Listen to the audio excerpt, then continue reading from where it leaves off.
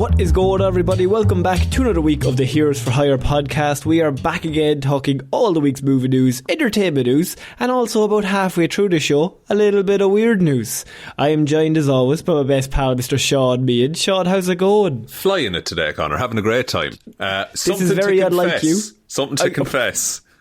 Before anyone else. Is this like one of those shit sandwiches where you're like, I'm having a great day, and also you look really nice, but I do think you're a dickhead. It is an open sandwich though, so I will just finish on great shit. Stuff. I usually, as you rightly said, halfway through the show we talk about weird news. I usually put a time code in the description. Last week, the episode was up for 2 days before I realised I forgot the time code. It finally happened. I'm not disappointed. I'm not mad. No, he's not disappointed. He's fine. Don't worry. No. I'm actually not mad or disappointed in you. Okay? Oh. And the reason for that is because I expected it. Oh. And where's the compliment at the end? But who I am disappointed in are the listeners. Because, as usual, they have protected you. Because they see you as one of them, and for some reason I am the enemy. You are the corporation. I'm the authority. You're the authority. And I'm kind of a counterculture that's building. Lads, we had a deal, right? That if he fucks up, you tell me, and nobody told me. And so I was not aware of the timestamp situation, and then you fixed it. It's rectified. And look, I realised it on my own. You know, but I know there were some people out there. Some people out there kept me safe, and I thank you for that, listeners. And I'm not happy with it, but look, we will go with it. I mean, look, if it's your first episode, we don't normally attack the list. Well, actually more often than not, we do. But if it's your first episode, you don't have to do anything. Don't worry about it. If it's your second or above, we'd really appreciate 5 stars, a like, a follow, a share. Thank you very much to everyone who tunes in every single week and heads on over to the Patreon. They can support us all over there. We have our Halloween based, I suppose, our October movie review. Yeah, that will be out on the 31st. Actually, Halloween, it's coming out. Okay, and it's locked in. We have already done it. And Shaun, would you like to let the people know what movie got pulled out? Oh, just the coolest movie of all time, Ghost Rider 2007. So, if you don't know what goes on in the Patreon, the patrons send in movies that they want us to review. They all get put into a hat. At Halloween time, we take out all the spooky ones, which is like, I don't know, like 4 or 5, 6 or 7 of them, and we put them in a separate container and then choose a Halloween-based one to pull out. So, Shaun is very happy Buffy the Vampire Slayer 1992 didn't get pulled out. It was in there. What will I say? When that inevitably comes out, what am I going to contribute to that episode? You're going to watch it. You're going to watch it and be like, this is amazing. I love this. What if I hate it? What if I actively... Yeah, it's not great, actually, to be honest. Just immediately back down. It's not very good. But yeah, we are reviewing Ghost Rider with Nicolas Cage, performing it only the way Nicolas Cage can. Manic is how I would describe it. Just manic aggression that puts you on edge. We reviewed that. You can check that out over on the Patreon, and loads of other movie reviews. We also reviewed Constantine last month, which is also Halloween-y. 2 spooky boys. Okay. But Shaun, it is time to get into some movie news. So as I said, movie news first half of the show, weird news about halfway through. Shaun will put in a timestamp. Nothing happened last time. I might just skip it. No, see now. If you give him an inch, because he already does no fucking work. Hey, so, I turn up, I sit here, I listen every so often. Yeah. So about halfway through, if you're only interested in weird news, you can head on over there, and that's all the week's weirdest news stories from around the world. But Shaun, it's time to get into some movie news, because I want to start off this week with some absolutely massive news. We have given Mr. Tommy Netherlands a hard time here on the show. Indeed we have. And so, if you don't know, Tom Holland, famous Spider-Man boy, he's very good at Spider-Man. And Tom Holland's agent is very bad at getting him other movies that are good. Yeah, he's had a few misses in terms of, films. Yeah. But and we always say, great actor, get better management. He just needs to be in the right thing because he's very good. He just consistently gets put into movies that are middling to, nobody watched them. And that's kind of a problem because you do have Spider-Man. He's got that kind of namesake. He's got that name value. You kind of want to put him in projects where people can see him. And Uncharted, perhaps. No, not Uncharted. like Andrew Garfield. You use the Spider-Man fame to springboard you into Oscar-winning stuff. Yes. That's how you work it. So Tom Holland, his agent has failed him for about 6 or 7 years now. But finally, Shaun, we may have the broken clock is right twice a day situation because Tom Holland is set to star alongside Matt Damon in Christopher Nolan's next movie. This is it, boys. This is it. The boom is back. We're back. Because a Christopher Nolan film is a legitimate way to at least some level of acclaim for your acting ability. People will go see the movie that you're in, Tom, and you don't have to dress up in spandex. Yeah, and you might get to play a character other than cool teen. Oh no! What's going on? Oh God! Yeah, what's that? And I think this could be really good. I think Tom Holland is a nice man, and I am like, fantastic news. Let's get him involved. Now look, Christopher Nolan, he's the most famous director in the world. I'd say probably Steven Spielberg everyone knows, but Christopher Nolan's same idea in terms of everyone knows his movies. If it comes out, it's a big event. Matt Damon we knew was locked into this. He loves Matt Damon. He's in most. He kind of throws him into a project every now and then. And so it was pretty big news, the fact that not only is Matt Damon going to be in it, but of course Tom Holland is going to be leading the project. Yes, so it worked for Cillian Murphy, who we have to love because he's one of us. And it's a highly secretive movie that we don't really know much about currently. Right, let's speculate. Well, I do have rumours. Okay, let's do it. The rumoured plot of the movie... No, I'm going to say... We don't know, right? Christopher Nolan, I think I read or I heard about RDJ talking about Oppenheimer, was that like there was one script and they had to come to his house to read the script because it was not getting sent to anybody.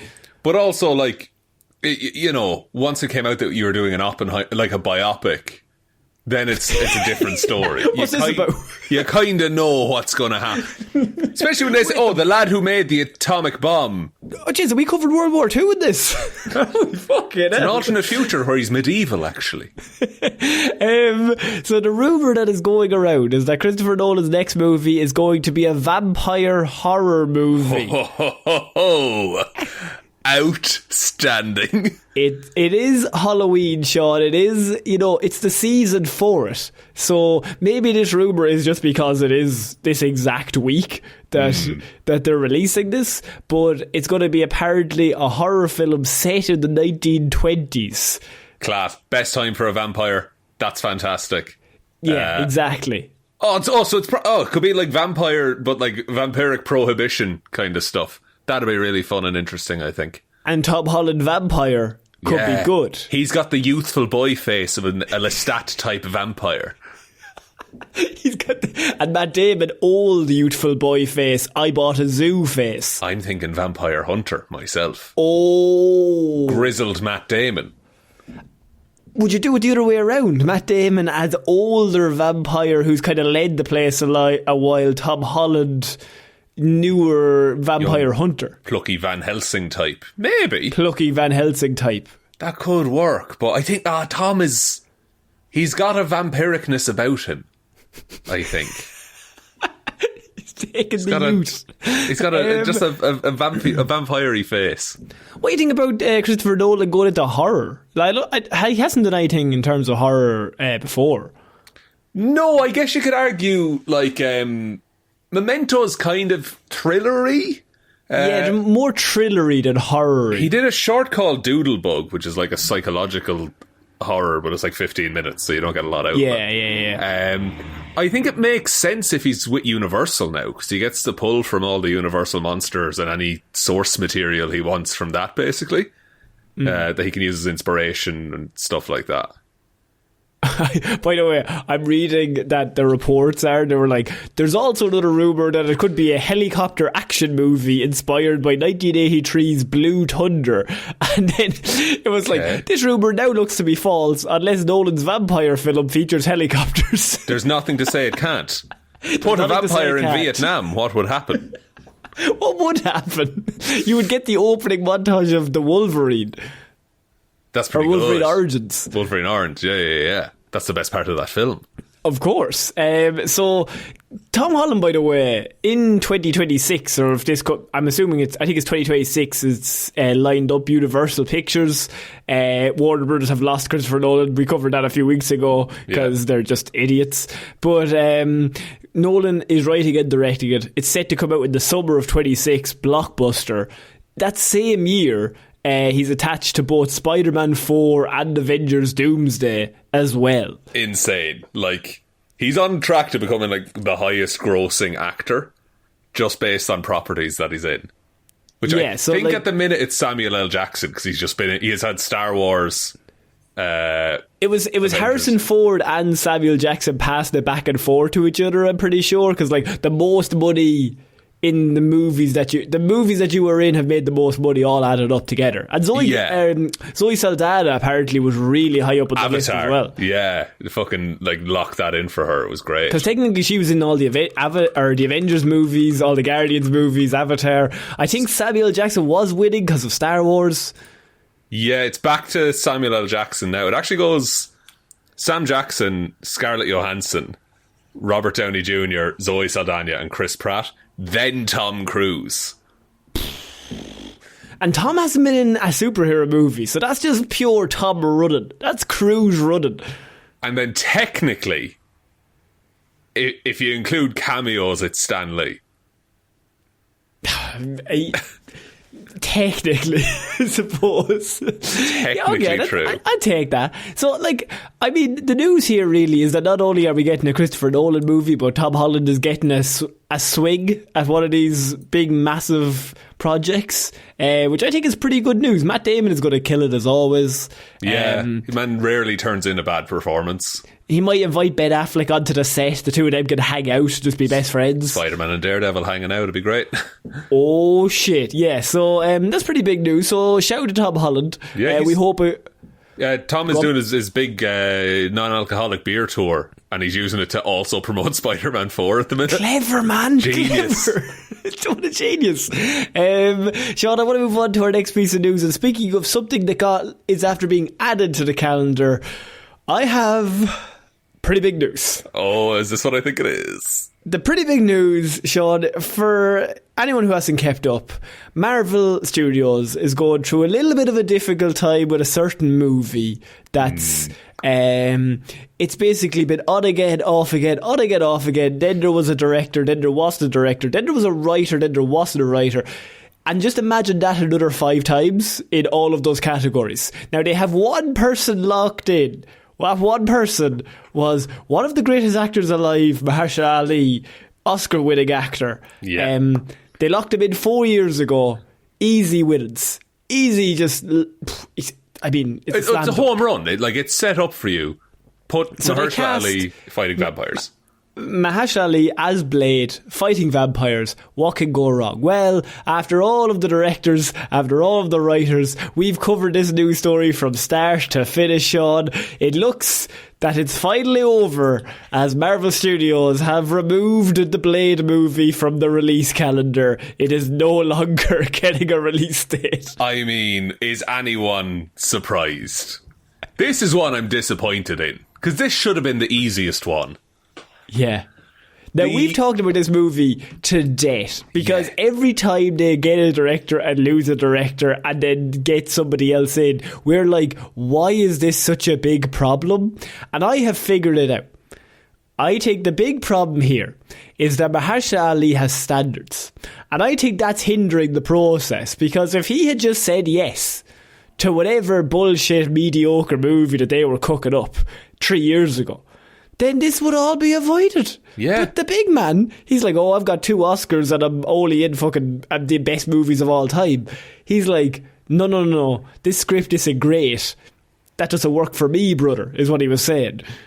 Like, I don't know how you don't throw money at that project, though, then, and get the best scriptwriters and the best directors and just make a good vampire movie without wondering how it ties into Robert Downey Jr. being Doctor Doom, you know? The original release date of the movie was 2023, I think. That's past. Or it might be 2022. and then it got pushed back, and then it got pushed back, and then it got pushed back.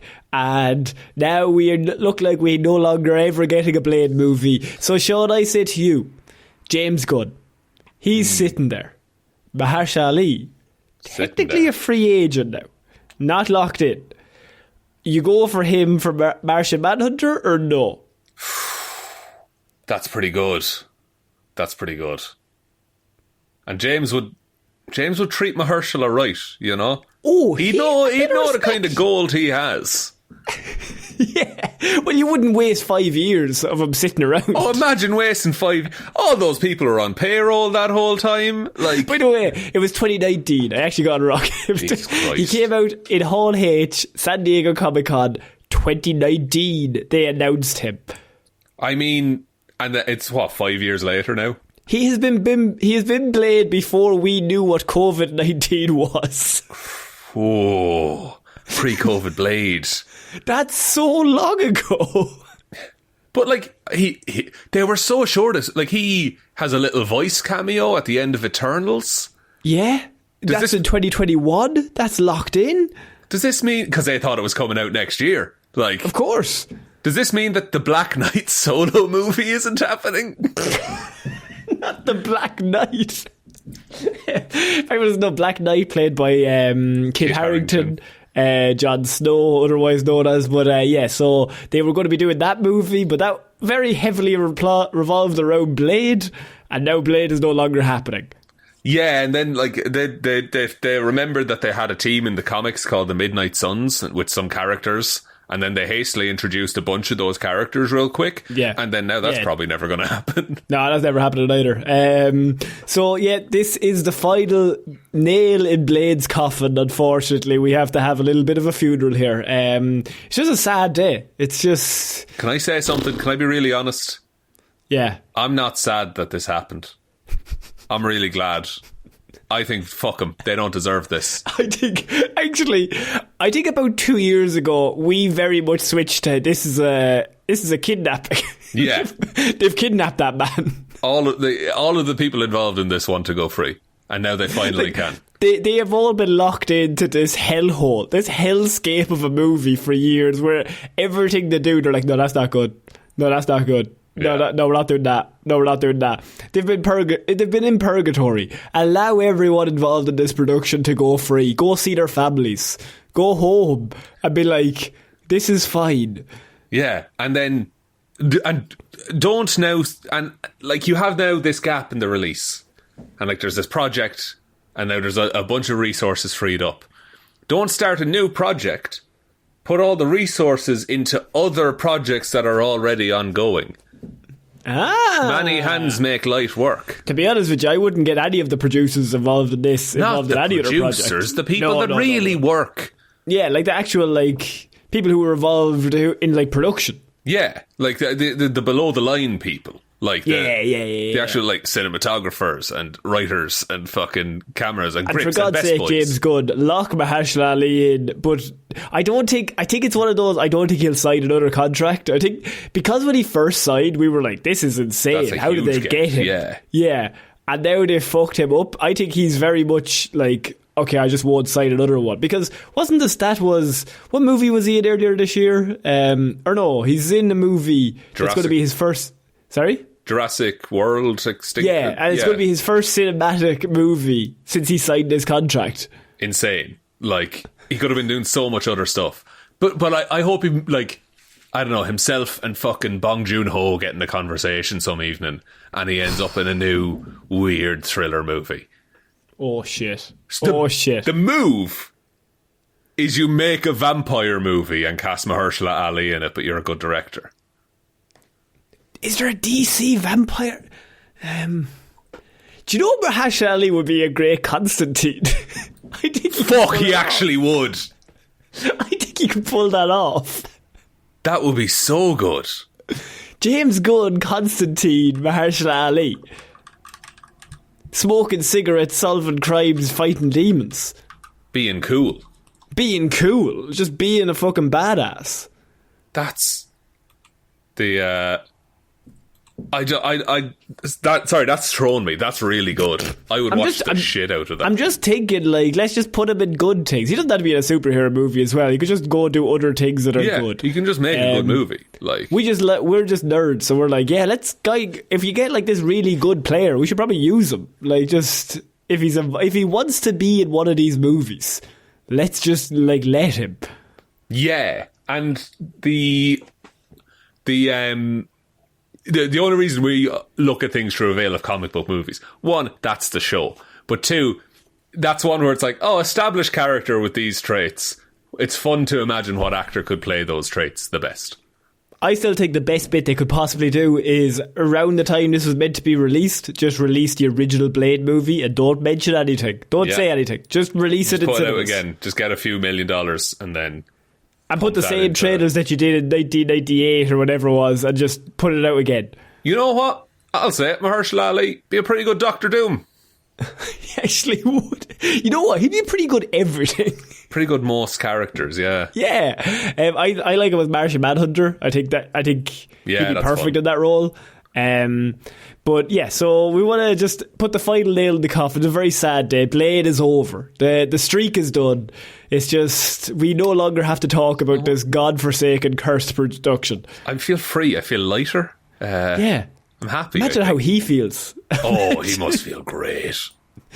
Also, why did they not just hire Jordan Peele to do the movie and just allow Jordan Peele to do Blade? All of these. See, this is what I'm saying. Jordan Peele should just make a vampire movie and cast Mahershala Ali as a vampire hunter now. They'd kill it. They'd absolutely kill it. Shaun, I want to talk a little bit next about Dune Part 2 and the fact that it has been shut out of an Oscars category due to some weird rules. What? Did you see this? I did not. What's it been shut out of? Hans Zimmer's score will not be allowed to be put up for Oscar as Best Original Score. Why? It's great. It cannot be submitted because of some strange rule, because in cases such as sequels and franchises from any media, the score must not use more than 20% of the pre-existing themes and music borrowed from the previous scores in the franchise. It's a fucking leitmotif. It's critical to the plot. So I just literally, because the Oscars is not until next year, obviously. But if I was Dune Part 2, they won't win anything. Because I think it's too long, a gap between like the last one and this one. But, I mean, you would throw everybody in. Like, you would throw Chalamet, Zendaya, Brolin. Oh, yeah. You're throwing every single person into the nominations. Hans Zimmer, apparently his score is too like the first one, so he won't get an Oscar for this. Now, he already has like 70 of them, so it doesn't matter. Yeah, it's true, but it's also like, it's two halves of the one story, It should be judged separately. It's a weird rule, isn't it? Yeah, it is very strange, because you got to imagine, like, any hero would have a theme, generally. So none of that, you get the first one and then nothing else. So, like, in the Batman 2, if they play, like, the Batman sound, that didn't get nominated, but first time, that got no fucking Oscars. It's not a very good film. Although it doesn't matter. Ultimately, it doesn't matter. But, like, simultaneously, it's fun to argue. Of course. You like to have a chip on your shoulder for a bit. How many, should it win Best Movie, Best Score, Best Actor, Best everything? It's got, best... Ooh, it's a tough one. Best cinematography, I could see. I can see Gladiator 2 fighting it. That is true. They're both very similar, like, scale-wise. They're both epics.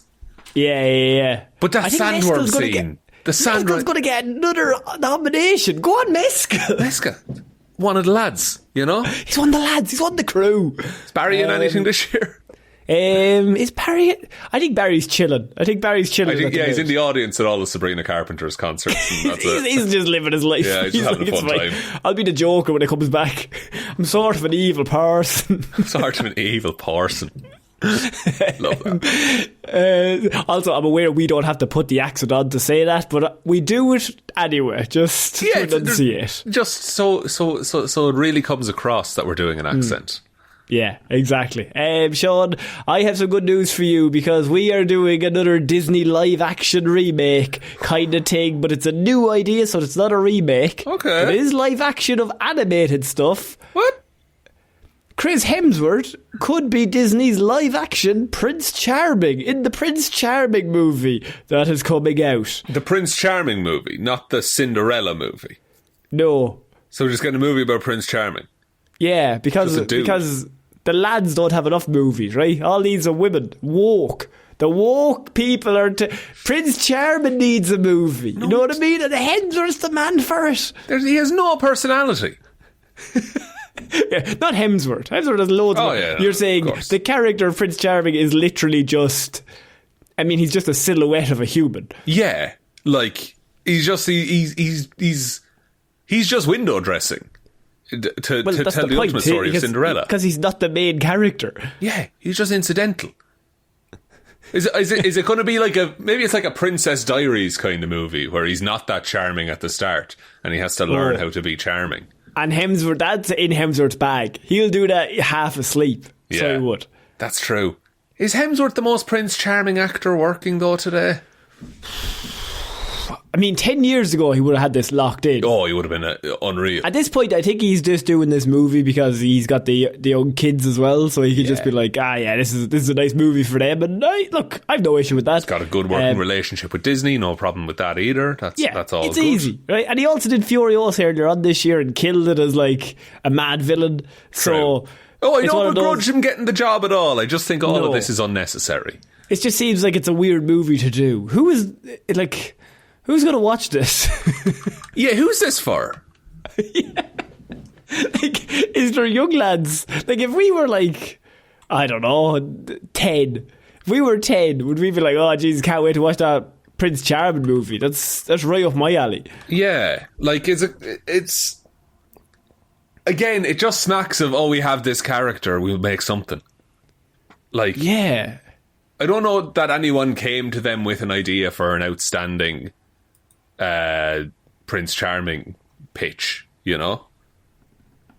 It's one of those where I read it and I was like, all those words are basically they're words that you see on one of those made up sources rumours to be like Chris Hemsworth, Prince Charming, an upcoming Disney movie. Boilerplate written by an AI. AI has written that, fair enough, but this is actually what they're doing, so fair enough if he wants to do it. Deadline has reported that he is going to be in talks for the movie itself, so, and they're doing a Prince Charming movie for some reason, I'm not quite sure. He was in Transformers 1 as well this year, which apparently is really good, but they've done this really weird thing where they didn't advertise it when it was going into the cinema, but now that it's finished and is on streaming, I see non-stop ads for Transformers 1 to watch it on streaming. That's mad.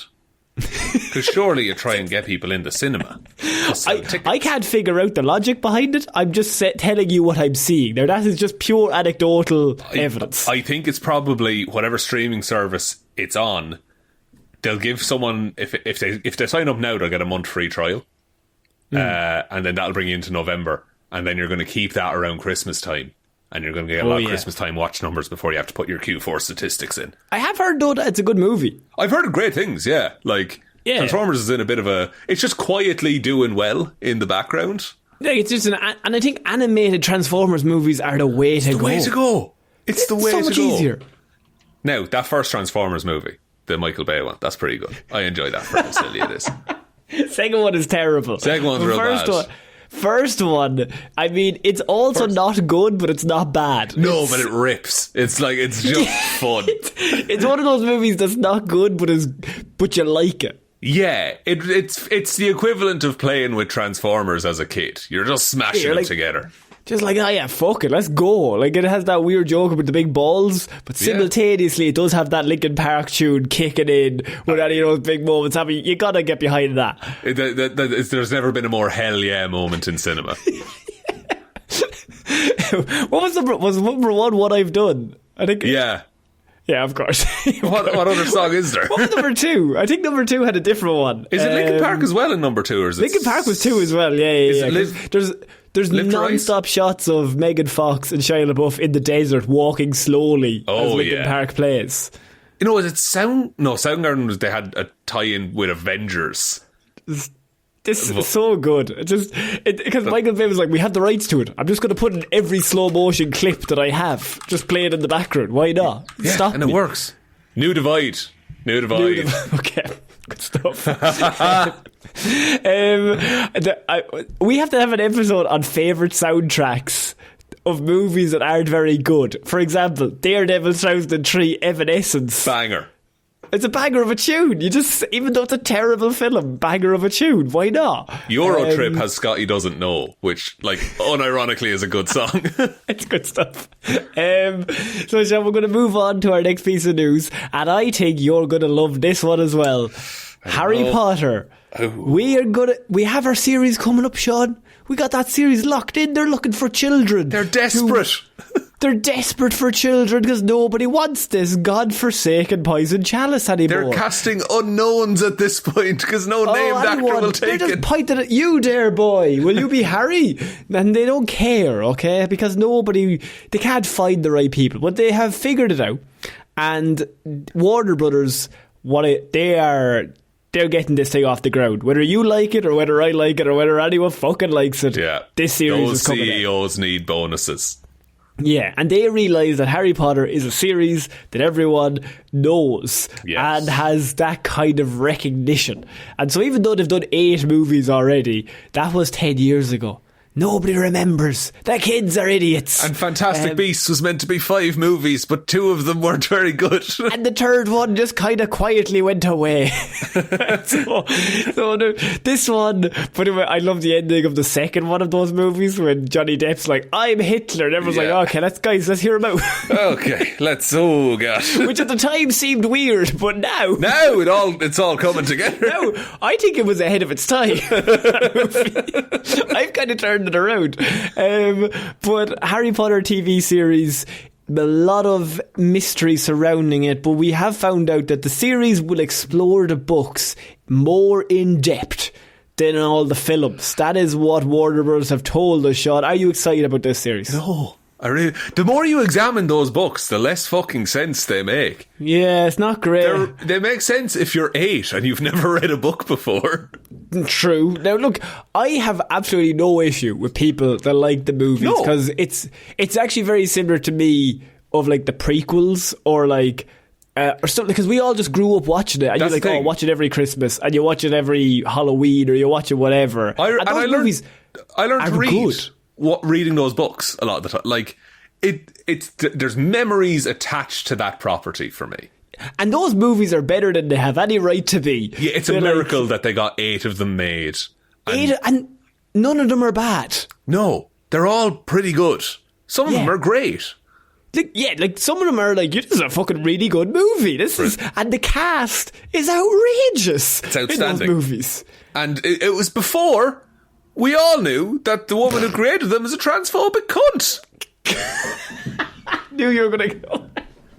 I just feel it bears mentioning anytime Harry Potter comes up. It's very vital to the whole idea of why we're not interested. Yeah. Because if you're like, there's this whole thing, and then you find out George Lucas is a big cunt, you can, I suppose it's pretty good. I like Star Wars, but the thing is that like this could be the best show in the world, but like it's going to give a bunch of money to a horrible, horrible woman. That is what we don't want. Yes, and she can maybe get rid of the mole that's in her house currently. But I suppose true. Yeah, you better just buy one more DVD copy of Harry Potter.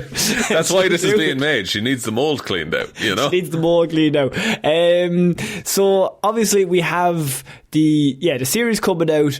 they're going to be going more in depth. And then my thoughts were, how do you go more in depth? You had 8 movies. What is there left to touch on? Like, unless you're just adapting every page of the book into a script, which, like, the movies do, like, obviously they condense stuff, but they hit all of the beats, really. I can't think of anything that's in a book that doesn't really appear in the movie. Most of it is, there's, the house elf liberation thing. Oh yeah, the whole slave thing, that doesn't appear. Yeah, that doesn't appear in the movies. But the slave thing where Hermione's like, slavery is bad, and everyone's like, you're an idiot. Which, once again, at the time, seemed weird. Now I'm starting to think... It's all coming together. Well, actually, like Fantastic Beasts 2 was ahead of its time. Maybe ahead of its time. I don't know. We should have seen the signals early on. Seen this coming, actually. Should have seen this definitely coming. I just feel sorry for the kids that are going to get brought into this. Yeah. Like, they're going to have the worst of both worlds. Because on one hand, you'll have people who don't like the series and are outspoken about the series, like myself, because of who created the source material. But then you'll have very dedicated Harry Potter fans who, like many fans of many properties, won't be able to separate the characters from their actors and the choices and the stories from real life. And I wish all of those kids a very no social media presence for the next 10 years. I mean, that is, they'll have to lock in the no social media. Like, Daniel Radcliffe went off he's now, like, he's back here in the land of the living. Nothing happened to him. But that man is remarkably well adjusted for how I don't know how he's still alive. Yeah. For what he went through back in, not even what he went through, but like, there was that was before, like, that was like 2008, 2007, like all that time. Like, now it's a completely different landscape. Yeah. It'd be insane now. I mean, we're going to see it happen. Like, some kid is going to be Harry Potter. He's going to be 10. This is one of the worst Petri dishes you could ever put any of your children into. It's just a lot of ingredients that are all going in, that whatever parents are like, yeah, that's a good deal. Yeah. And, like, Harry Potter, like, when it was first coming out and being released, it became a phenomenon. And the cast and the protections around them kind of grew with that phenomenon. Whereas now, it's universally known. It's a massive phenomenon. And you're just putting someone, by the sounds of it, an unknown actor who's never acted in anything before, who's like 10. Yeah, into objectively the biggest role in the world, depending on who you ask. Yeah. That's insane to do to a child. I'm more worried, actually. The more we talk about it, I'm like, oh, fuck. like it were all jokes, like, about Blade, and then we're like, no, seriously, kids, get out. Yeah. No, genuinely. I feel like we're the characters in Get Out, just like shaking them, like, leave, don't do this. But the other thing is that the way, like, this is a series, and the way series are made now, aside from a couple of examples, is that you make 8 episodes every 2 years. So, like, if you want to do that's not going to work with the kids either. No, you want to do the 7 years of Hogwarts or whatever the fuck it is. That kid's going to be 24 playing a 16-year-old. Like, they're going to do the Stranger Things option. Yeah, which is, like, who the fuck cares about Stranger Things anymore? I think this show will be fine, right? The show itself will be grand. It might be good, but I don't think, like, it'll get the same fanfare that they're expecting. I think it's going to lose them a bunch of money. I think it's going to be like Citadel for Amazon. Oh, do you remember that? That was so funny. So we will keep you updated on what's going on there, but I'm just very worried and scared. It's like seeing, like, a very slow motion car crash, but you can't do anything about it. Yeah, it's like a monkey swallowing a hand grenade. Yeah, they're similar. Yeah, they're very similar. about the same in terms of similar. And I just wanted to finish off Tom Holland. As you said, he's doing the full on press junket at the minute, promoting his non-alcoholic beer, which is pretty cool. People were like being mean to him about that. I'm not quite sure why. I don't get that. Fucking just don't drink it if you don't want to. I can't understand that with anything. Just don't buy it. I don't. Yeah, if that's the biggest problem in your life, you don't have enough problems. I think you need to find some new problems. Yeah. But Tom Holland has said that he has come out and he's read the Spider-Man 4 script with Zendaya, I assume probably just like on the couch or whatever, and says that it lit a fire within him, and he's so excited. This is obviously a press thing that he's coming out, but he does mention very specifically that he's like, I want to pass this hypothetically idea over to Miles Morales, but simultaneously, yes, Tom, we know. Yes. A couple of things. This is genius marketing for his non-alcoholic beer, because now all of the Spider-Man 4 news is tied into this, so that's fantastic. Tom Holland, Spider-Man 4, beer. Yeah. Easy. And he also mentioned Zendaya. You got the holy... Got everything. The holy trinity, machine. and then just mention the beer. And then the other thing, so we don't know which, because there was a couple of ideas for Spider-Man 4 being tossed around, like it was a multiverse thing and you were fighting the symbiotes, or it's a street level thing with Daredevil. So there's no hints as to which one it is, but I know he was fighting for the street level stuff. Like he wanted to bring him back down to earth. Yeah, and he says in this exact quote, he was like, so Zendaya and I sat down and read it together. This is the first draft, and we at times were bouncing around the living room like, this is a real movie worthy of the fans' respect. So, pretty good. I mean, obviously, you would say that if you were in the movie, of course. But secondly, look, he has gotten a lot more creative control about these movies, especially this one, because they really wanted him back. That's the thing, yeah. Like, he is Spider-Man, so when you're first introduced as Spider-Man, you can't pull rank, but now you can be like, no, I'm not doing that. Because he was only 19 when he started, and now he's nearly 30. That's mad. So you can be like, it's a completely different environment. So I think some good news in terms of Spider-Man 4. It is coming into cinemas 2026. It's pretty locked in. It has the release schedule. They're doing all the scripts. We're definitely getting it. Miles Morales appears after credits in 4 or during 4? Ooh, I think after credits. But like not the... there's like the animated bit of the credits, and then there's a scene. I think it's there, and then there's something else after the credits. Okay.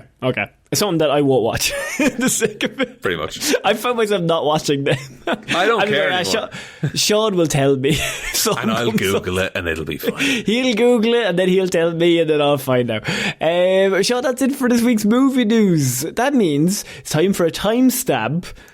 I'm giving you a second. Thanks, and it's also time for the Weird News jingle.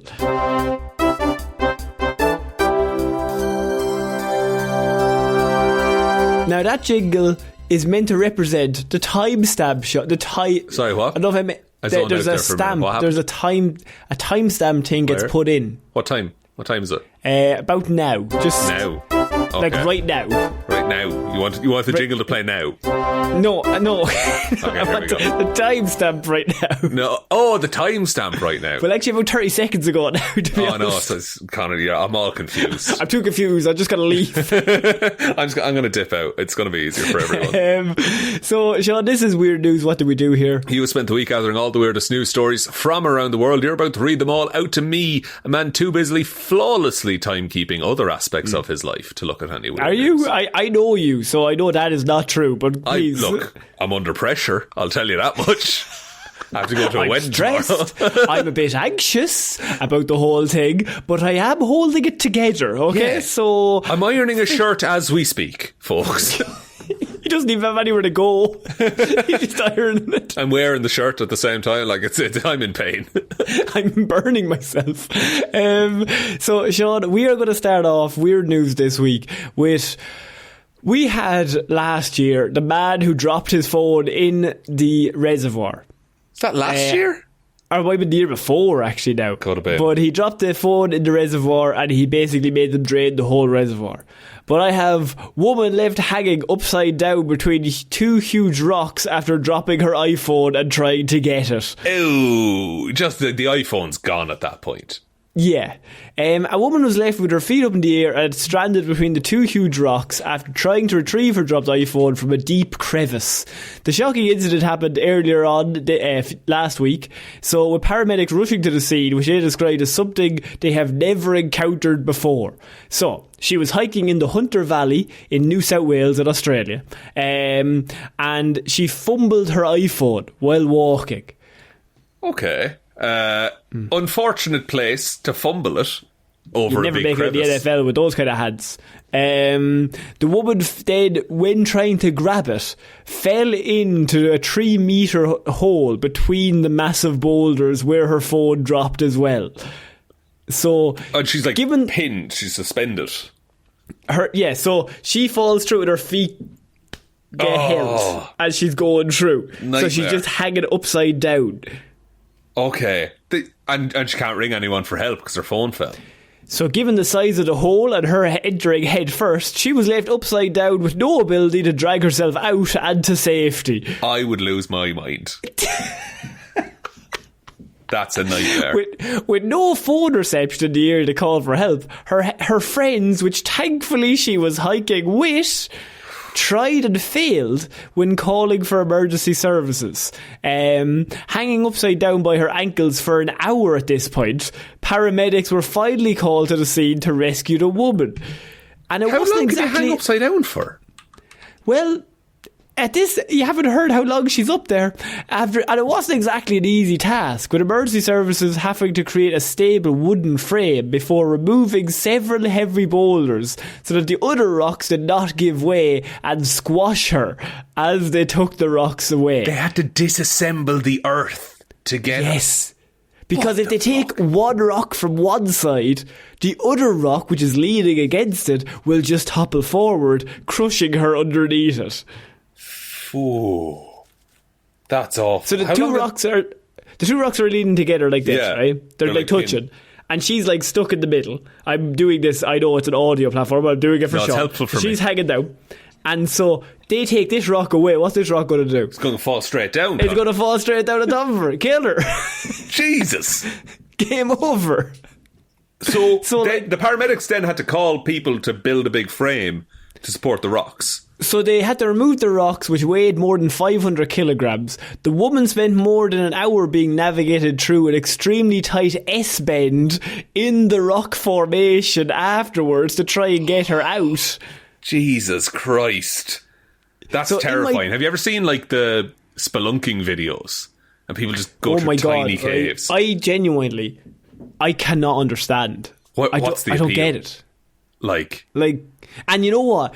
That's a purely white person thing. That is us. Only white people are dumb enough to go into those little small fucking holes. To have the dumb fucking arrogance to think that, no, I'll be fine, don't worry. Because we've had it so good for so long, we got to create some problems. Yes, we've just got to get trapped and make other people fix us as well. If you do that and you have a family, genuinely please reconsider things. I just cannot understand anything worse than going into like that hole that's the size of like barely my shoulders can slip through. Yeah, and you're wriggling through, and you don't know what's on the other side. I don't get it. What do you get out of that? I've seen, because I keep getting videos because I morbidly watch them because I'm shocked. And there's some, and you have to exhale all of your breath before you go through so that your chest is smaller. Like, fuck that. No. Like, I can understand hiking Mount Everest. Yeah. Because there's a level of achievement in which I reach the top. Wow, I'm here. Take all your photos. Look at the distance. Look at the view. Oh my God, I am never going to see something like this ever again in the history of my life. I have achieved something that nobody else has achieved. Yeah. Going into a tiny hole in the ground to go through all these little crevices. I don't. When do you win? Yeah, what is the achievement? I guess like discovering new things, but there's a level of risk that you have to be comfortable with to do that, and it's nowhere near what I'm comfortable with. But what do you discover? You discover another smaller hole that you have to also fit into, and it's the getting back as well. That like, oh no, oh Jesus! Imagine just being stuck. Imagine just being stuck there. What are you doing? No, Shaun, no, I can't. My, like, I don't get anxious about many things. You don't, but I know but this the gets idea you. of going in and then trying to come back out and not being able to. fills me with such dread. And you're a mile under the ground and you don't have a phone. And then you start like panicking. Yeah, you'd be like, use up all your air. Yeah, and then you're dead. I hate it. I hate it so much. I'd rather be stuck in a coffin underneath the ground than in one of those holes. Yeah. Oh, same. Like, with the coffin, there's a sense of, at least I'm in the right place when I do that. Like, At least I saved everyone time. Saved everyone the job, you know? And like, I could crawl out. Now, the earth will land on top of me, but I have the option, but I can't just go back to sleep. Yeah. And I can just use up the oxygen and just let it happen. Just let it happen. Whereas down there, like... That's weeks. You're going to be down there... Well, you're down there about 4 or 5 days before water kills you. No. I can't. No, please. So Peter Watts said he's the ambulance paramedic. He said, in my 10 years as a rescue paramedic, I have never encountered a job quite like this. It was completely challenging and we had no idea what to do. Every agency had a role and we all worked incredibly well together to achieve a good outcome. Thank God for the patient. All in all, the rescue operation took... more than 7 hours to get this woman out of that fucking situation. That's got to be brain damage or something from the blood. Like, if you're hanging upside down for... she might have been hanging upside down for 4 of them, but that's still 4 hours hanging upside down. Yeah, you definitely pass out at some point. Like... Yeah, actually, that's a good point. She wasn't awake for the majority of it, sure. Couldn't have been. Like, you can't spend 4 hours upside down and be awake. Even an hour, I'd say you're at risk of passing out. Now, in terms of injuries, the woman was left with just bruises and scratches. Something that feels like a bit of a miracle, to be honest, given the predicament she was faced with. However, after all of this, after rescuing her, Shaun, the woman's iPhone remains lost. Goddamn. She dives back in, tries to get it. They have to keep trying to get her, like, dragging her into the ambulance. She's like, no, one more. I can do it. What if, like, they rang the phone and it was, like, just beside the rock the whole time? Is it her pocket? Yeah. Her friend found it. I was like, sorry, I found this earlier on. I thought I was just going to hand it into Lost and Found. Well, it seems a bit silly now, but like I do have it, you know. Yeah, I do. If you want it, like, Shaun, I mean, at what point do you start panicking? Is the question. Immediately, I would start panicking. What are you talking about? Well, like, there's got to be a second where you're like, I can get out of this. I think, yeah, you'd have the couple of struggles, like where you're like, okay, I'll just shift around, and then nothing's working. And then you're like, my pals will help me. They'll get me out. And then, no, they can't do it either. When they, like, try and they're like, oh shit, no, we actually can't move you. And then you're like, I'm going to die here. Yeah, you would prepare for it, wouldn't you? You'd be like, oh, this is it. This is how I go. But also, because the blood is all rushing to your head, I think you're much more likely to start panicking, because I think the blood flow in your body is... I just have a theory that the equilibrium is all knocked off balance. Because you're upside down, I think you're willing to act more irrationally. Like, you will panic faster. Yeah, but like, as you panic and as you go, your legs are losing blood. You're getting number halfway down to your body. And then all the blood's in your head. The pressure in your skull would be fucking insane. No. I can't.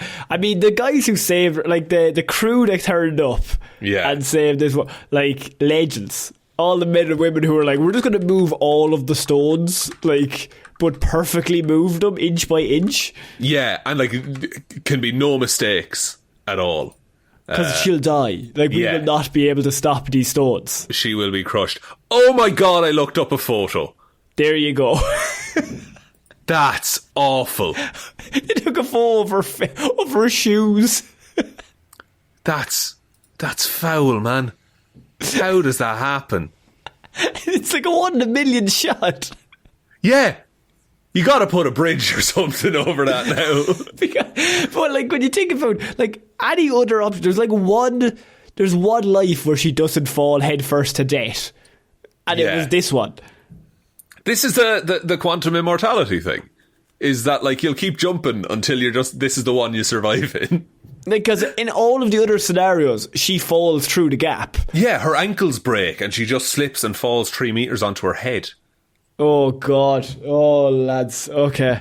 I just wanted to start off with that because I'm like, if you drop your phone down the side of a mountain, it's gone. I think it's gone. I think at this point, you just gotta start accepting. Don't dive into small crevices to try and get it. Yeah, you have your backup turned on probably, and just get a new phone. You'd be grand. Back up your WhatsApp messages. Go get a different phone. The same thing. Yeah, like they can copy your number now and everything. Like nothing's gonna change. Fine. It's grand. Just go home. Get out of the cave. Live your life, please. Shaun, we're going to move on to our next piece of news, and it's a pretty good one, because state-of-the-art fire station burns down because it had no fire alarms. God damn, they undersold us. I mean, human error. This reminds me of the submarine that sunk because someone left the door open. This is very much, somebody built this building. It's a state-of-the-art fire station, and they decided not to put a fire alarm in the fire station. Because name one time a fire station's ever gone on fire, you know? That's true, because the fire's not going to come directly to our house. Yeah. We got to go to their house. That's mad, because like in whoever designed it, in their head, that's the safest place you can be from fire. If there's any place that fire is too scared to start, it's going to be the fire station, of course. Yeah, and so, like, there wasn't even one of the ones from the pound shop that you stick on the wall. None of that. Just even a fake one. Anything. Yeah. A multi-million euro fire station in Western Germany has burned completely down. It was brand new, along with 10 fire engines on the site, all destroyed. Oh my God. Because it did not have any fire alarms installed in the building. The new fire station was hailed as a modern state-of-the-art building when it opened less than a year ago. Last year it opened, Shaun. It's brand new. But months later, the firefighters there and others in the region found themselves in the embarrassing situation of trying to put out a blaze at their own premises. It reminds me of in Dune, when they get attacked in their own base from behind. It's the enemy from within, really. You never expect it, of course. Never expect it. They gotta be walking up out of their little beds, they have their little caps on. What was the source of the fire? Apparently the fire station had not been fitted with fire alarms when it was constructed. This was apparently because of it being classified as an equipment storage location, which does not legally require the installation of fire alarms. You'd probably put one in though, just in case, right? Technically, most buildings are equipment storage locations. True. It's just sometimes people also hang out in there for a while. Because I have equipment here. Like, I suppose I have things. Yeah, I possessions have, and such. I have things stored in my current home. Yeah. And I could qualify that as an equipment storage location, but I still would probably need a fire alarm just in case one of, I don't know, the pieces of storage that I have goes on fire. Yeah, and like, even if you don't need it, surely something else around you would need, like, you know, because fire spreads. So if there's anything in the vicinity, I'm sure they'd appreciate if you had a fire alarm as well, just in case. Yeah. They also interviewed Lars Schaefer, who's the district fire inspector, and they had to come out and talk to reporters after firefighters failed to bring the blaze under control. And their quote was, "It is a nightmare for a firefighter. No one wants to have to extinguish his own fire station."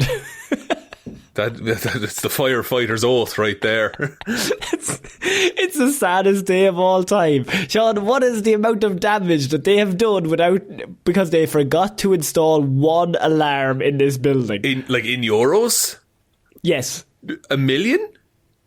20 million euros is the price of 10 fire trucks and the whole entire building. 20 million euro. Just gone up in smoke. Yes. And now if there's any other fires in the area, they're fucked. because they're hearing the alarm, but they can't get there. Lucky bastards with their alarm, but we can't actually get there anymore. So there's going to be a million alarms in the new one when they build it. Just everywhere they set it up. Some 170 firefighters, including local volunteers, were brought in to tackle the blaze. But all of the trucks were already on fire.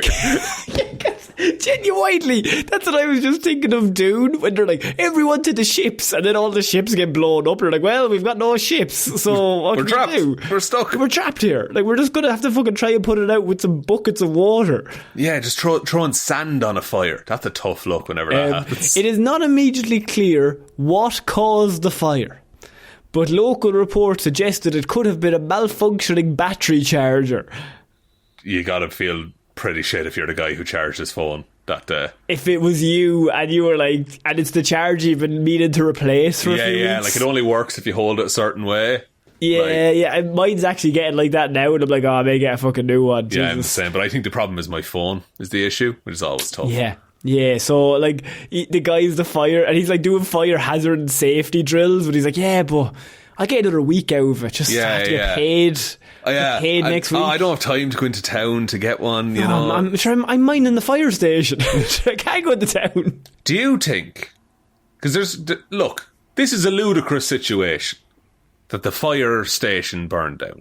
Yes. And it's a nice round number of 20 million. Like they lost just enough to go. Is there any level of you that thinks, oh, maybe this is a tax thing? Do you think they burned? So you're saying that they built a multi-million euro fire station last year. Yeah. And got 10 trucks. Yeah. And then decided that if they burnt the whole place down for 20 million euros, that would be more beneficial. Like, not one fire person decided, hey, maybe we should put up a fire alarm in this place. No one checked that. So you're saying that they're all in on it? I'm saying they could have been flagged, but maybe they were silenced by the authority. So the authority is trying to kill this fire station. No, they're trying to spread how important fire alarms are. Even the fire station fell play to it, folks. I like the idea that there's like a meeting between all the heads of this evil corporation of fire stations, and it's just like, you know what'll really teach these kids the importance? We burned down a building that we spent 20 million euro on to cause damage. Now that'll really show families in the nearby area to buy some alarms. I guarantee you the sale of fire alarms went up in Germany that weekend. I'd say it fucking did, but I don't think it was... I think correlation is not causation. Oh, interesting. Yeah, so I would say... maybe it did, but I don't think it's related to this. I think this is just human error has set fire to a whole station. And human error also conveniently didn't put any fire alarms in it. Right. I don't think a fire truck should be able to burn. Well, what does a fire truck drive on? The road. No. What? So, say if the tank is low, what's in the tank? Get an electric fire truck. Right. So, okay. So an electric fire truck still won't go on fire. It'd be less. I think we're at a point you could make a fireproof fire truck. I don't think that's a weird thing to suggest. Frankly, I can't be the first one to say that. Nobody here said it in this particular station, but somewhere else they must have. Because there's fireproof vehicles, I'm sure. He says without any evidence. No fire truck. You don't know that for sure. The American Fireproof Steel Car Company.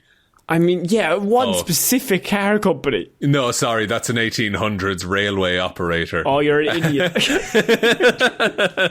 There's no car that's fireproof. This guy called Brad has the same idea. Where's a fireproof rescue vehicle? This guy called Brad. Yeah, he's called ideasforbrad.com. You're running on the presidential ticket of 2028 with you and this guy called Brad, and your only one thing is fireproof cars. Am I right? I just say, how is there no fire? Surely someone must have made a fireproof car. But sure, like, what? You have to put gas in the tank. And then once you put the gas in the tank, then it goes blowed up because there's fire. But put the tank in fire-resistant material. Fire-resistant? Asbestos. Put that around the tank. The asbestos car. That they surely made that in the 50s. Hang on. That would cause a whole host of other issues. But you wouldn't burn, would you?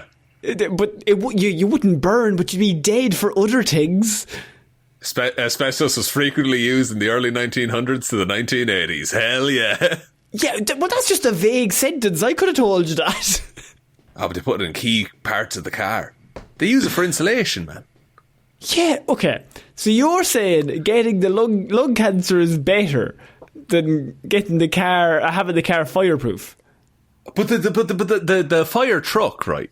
It's a purpose-built machine to not go on fire. That's what I'm aiming for here. The firefighters, they're all masked up anyway. The asbestos isn't going to get into them. They're also not fireproof. They wear suits that are fireproof. They walk through fire. Well, they're not like fully. They're not like impenetrable by fire. I'd rather be wearing one that. Why don't we make the fire truck out of the suit? Is my question. See, you're just. I don't think you're getting the concept. First of all, you went with very heavily that this is planned by big fire truck. Oh, by big smoke alarm. By big smoke alarm. It's all a setup. And then secondly, why did they not make the fire trucks fireproof? Which technically seems like a good idea. It's one of those ideas that seems good when your friend who's drunk at a party says it to you at 4 o'clock in the morning, and you're like, fuck man, I never thought of that. But then maybe the morning after you ask one follow-up question and it just kind of comes apart at the seams. Like, what if the water tank, right, surrounded the entirety of the vehicle, so that if any fires break out, it's just going to get quenched by the water straight away? So you want to create a bubble around the fire truck? Yeah, and then outside that bubble, it's a big tarp made of the fire-resistant material that the uniforms. How would they see anything when they're driving? Through the water. It's clear. It's clear water. It's clear water. I love the idea of like accidents are like tripling in the nearby areas. They just like can't see anything, running over children. Just flooding like suburbs. just flooding natural areas. What if there's a hole in the water? Would you could make that claim with a current fire truck? What if there's a hole in the water? You deal with it. No, but you're putting it in a bubble around the car. In not a mass, like as a shell of what? Not a bubble, not a bubble. Connor, please don't imagine this as a bubble. I think you and Elon Musk would get on really well with car designs. It's just like, Homer when he designs Herb's car. Yeah, you're creating the Homer car is what you're creating, and it's going to be horrendous and not work. Look, I'm just throwing out ideas, but the crux, the middle of my mind map is fireproof fire truck, and it's weird to me that doesn't already exist. I understand that, but it's very difficult to create a vehicle that runs. We put a man on the moon. Yeah, but what did the vehicle that brought him there still was flammable? They all blew up until that one. Space shuttle can do re-entry. It's made of fireproof. Fuck. It's half of them blew up. A couple of them blew up. But there's a couple that survived. No, barely. They blew up because of shrunken O-rings for the most part. They didn't have a fire alarm on it. What if you were in space and the fire alarm went off? What do you do? Call the fireproof space fire truck. Fireproof space, and it's surrounded by water, just slowly floating in space. They just crash into you, and the water just goes around. Just like cause way more damage. It's awful. Like, oh, now we're both gonna die. But you'll be dry. No, you'll be wet. You wouldn't hear the neenaws though, because there's no sound in space, so you wouldn't even see them coming. It's true. You just see lights. You'd see vague red flashes. Okay, Shaun, I wanted to move on from that because Jesus Christ, I think we've solved another one of your terrible. You're always getting on to me, by the way, that I come to you with terrible inventions, and you come up with worse inventions. I don't. It's not. Tell me a fireproof anything is a bad invention. I've made something that can't be burned. A fireproof stove. The outside should be, I would hope. A fireproof hob on a cooker. I mean, it won't go on fire. It can still generate heat, just won't go on fire.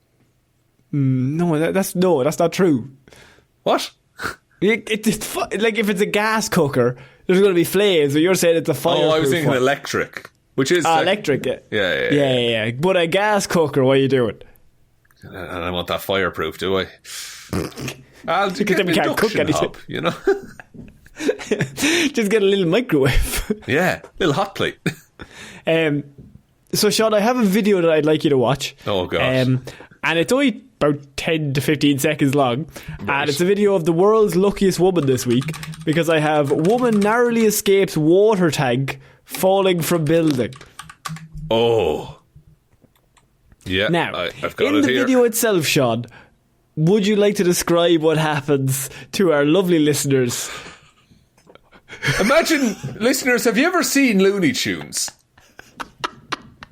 Because this terrifying video has come up this week, Shaun, where the woman who is just minding her business, she's just hanging around, and she's walking in the street, and a nearby water tank explodes, falls from a building, right? And just perfect. And falls directly on top of her. Now, when I say it doesn't fall sideways, the water tank falls in kind of a way that, like a platter goes over a plate. Yeah.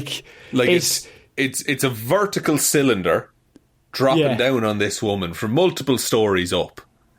And there's only one place in the street that she can stand where it will land perfectly on top of her unharmed, and she stands in there through sheer luck, doesn't know it's falling, it lands on top of her, and she just narrowly escapes death, certain death, I assume. Yeah, and there's a little hole at one end and her head just pops perfectly out of it. Yeah. She's fine. Miraculously, the woman was unharmed in the incident, as she was exactly in the middle of the hollow water tanker body. Even when it fell, she was in dead centre of the actual tanker. They have it in slow motion here. It's fucking insane. What? What are you doing after that? So that's the question, is do you feel invincible, or do you feel like you've used up all the good juju? I think I'm about to walk into traffic is what's going to happen. Yeah, it's a final destination situation. You survive death, but death is going to find you. Exactly. Yeah, you can't cheat it. You just have to avoid it as long as you can. Because that tanker, I assume, is fairly heavy. It's got to be a few tons. Yeah, and falling directly, if that hit your head, even if it was a kilogram, if that hit your head from a height, that could fucking you're brain dead. you. Your brain is crushed. Your skull is gone. So, and people are coming up to her and she's just like, yeah, I'm fine. What happened? Yeah, she's just walking along. It lands on top of her and she goes about her business. She just pops her head out the top and is like, what the fuck is this? It's that was weird. Anyway, why did it all go dark all of a sudden? I'm playing the lottery for sure after this. Just in case. Oh, you're going lottery. You're going straight in buying some scratch cards. I just think while the luck is hot, we have to keep going, Is this the luckiest person that we've had in many, other than the feet person that already happened earlier on in the episode? Yeah, it's a lot of lucky escapes today. Who wins in a look-off? I think she still beats her. What, the woman on the rocks? Or No, I think the oil tanker woman. Tanker woman, that's 1,000,000 to 1. That's pure fate. You had to be in the exact right place at the exact right time to make that happen. And also every decision that you made that day has led you to be in that exact position. If you had forgotten, if you mistimed tying your shoelaces by 1 second, you're dead. Or even it's something that might have been an inconvenience. You had to go back into the house to get your keys. Oh, you forgot your coat. You go back in, get the coat, come back out. That 10 seconds has saved your life. I mean, that but I do think you're never walking anywhere again without thinking, where's the next tanker coming from? You think big tankers taking you out? I think they're after me, you know? Yeah. So how do you like solve it? You walk around with like an umbrella or something? A fireproof umbrella, yes, of course. Fireproof umbrella. That should be of course. I don't know. Like, no, I think I would avoid. I think I just wouldn't walk in open spaces. It would have to be covered from now on. I'd drive everywhere. You would just walk everywhere looking up. Yeah, you'd never be sure, would you? You couldn't. You couldn't possibly be sure. We're going to finish off weird news, by the way, this week. We're going to New Zealand. So we went to Australia, now we're going to New Zealand. All over the place. Sean, I have a bit of a debate for you that's going on over there, because airport sparks debate with introduction of hug time limit at drop-off zone. Come on, lads. So, an airport in New Zealand has sparked a debate after asking travellers to limit their hug times to reduce congestion. So, this is Dunedin Airport, and it announced a few weeks ago that in order to improve safety and traffic flow, it would limit the time of the hugs and the farewells to 3 minutes. 3 minutes? Whenever you drop somebody off. You can't police that with people. People are going to be hugging as long as they want. But, I mean, a 3 minute hug is still quite a long hug. But maybe you have to hug multiple people. Yeah. Like, and I think I get congestion's an issue. I get you want people to travel freely and easily through the airport. It's not like they're hugging at the fucking X-ray machine. Like, is they're there at the going to be doors. somebody out there monitoring the times? Do you get a stopwatch situation? What a miserable job that would have to be, though. Going No over more to some love. crying woman who's saying goodbye to her children. At 4 a.m. Yeah, and just being like, sorry, get fucking tip on there now. You dickheads. New Zealand, I expected more. I think. Yeah. Like, what's going on? What changed? You used to be cool. What's the deal? You're like the sound ones. What's going on?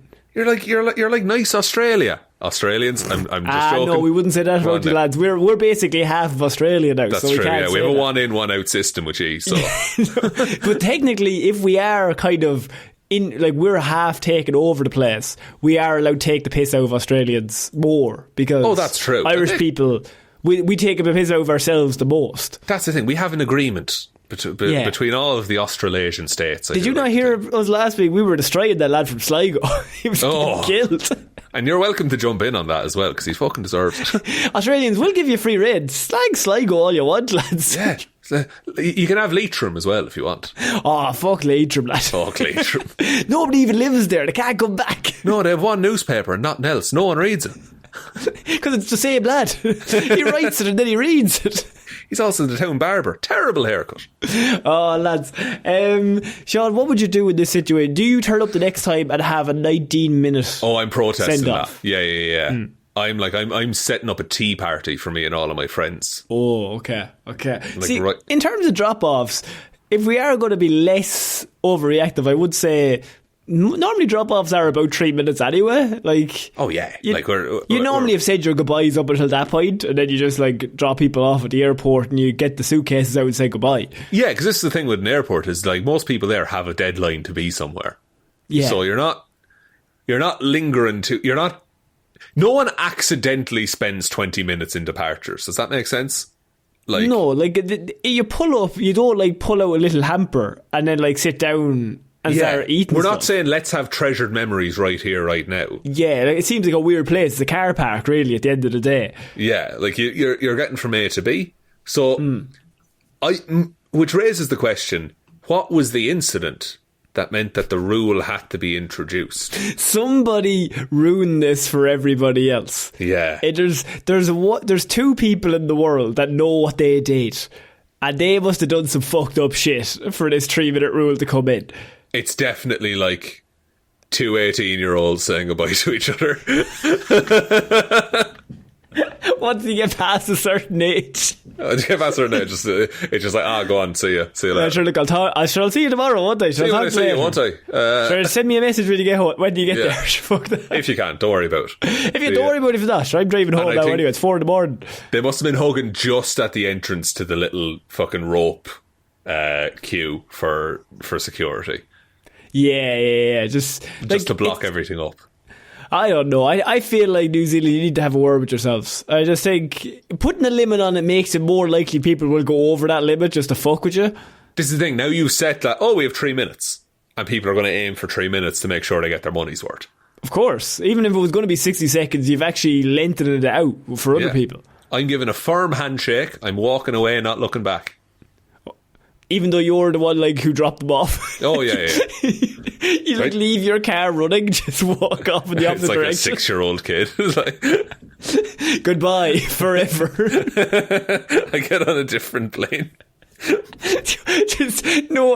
Absolutely don't know where you're going, don't know what the flight is, just this is an end, this is the end of us. Can you still do that, do you think? In movies where they rock up to the airport and they're I need the next flight to anywhere. You can't do that now, surely. I think you used to when everything was cheaper, but now no. Right, I see. Look, you know what would come into play? Dynamic pricing at that stage. Oasis, I know what you mean. Oasis, that little fucking dickhead of a pricing system. When we were coming back from Japan, we had to fly into London, and then we had to get another flight home to Dublin, and we arrived 2.5 hours early for our flight, and we were just chatting to the lady at the Aer Lingus gate. She was just like, we can put you on the next one if you want. And I was taken aback because I've never had good service in an airport. Yeah, in Ireland. Yeah. And I was just... Because I normally try it air. Yeah.